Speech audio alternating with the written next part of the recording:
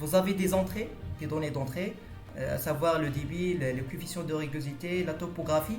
Et puis à travers des équations, donc principalement les équations de la mécanique de fluide et de l'hydraulique à surface libre, c'est le boundary conditions qu'on appelle dans ICRAS. Eh bien, il faut insérer ces conditions aux limites, comme j'ai dit, conditions intérieures, les hydrogrammes, et puis conditions extérieures.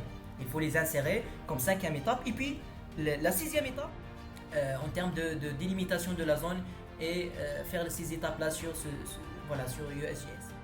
C'est de fermer ça avant de passer à un autre élément, un ouvrage hydraulique ou bien le maillage ou bien n'importe quelle chose. Eh bien fermer l'élément sur lequel vous êtes en train d'agir. C'est comme ça que ça fonctionne ICRAS.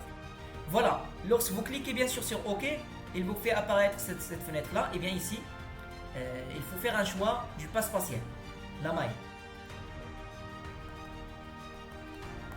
Et bien, si vous envisagez par exemple une taille de maille qui est petite, et bien attendez par exemple à 10 millions. Si la zone est grande, à 10 millions peut-être on va dire de mailles. Millions de mailles, ça veut dire plusieurs jours de calcul, d'accord? Ou bien au moins plusieurs heures. Maintenant ici vous avez l'intervalle de votre hydrogramme. Donc nous on va utiliser, donc je vous ai envoyé ça, on va utiliser cet hydrogramme là.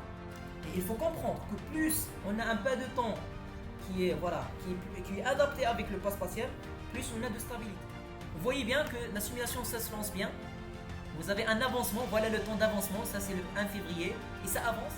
Voilà, ça c'est l'entrée d'eau. Mais c'est bien, oui, c'est très important pour ce choix-là on va dire de la période de repos. Voilà, ça c'est le water surface elevation. Et vous avez aussi la velocity, la vitesse. La partie maximum, et je vais l'exporter. Vous avez export.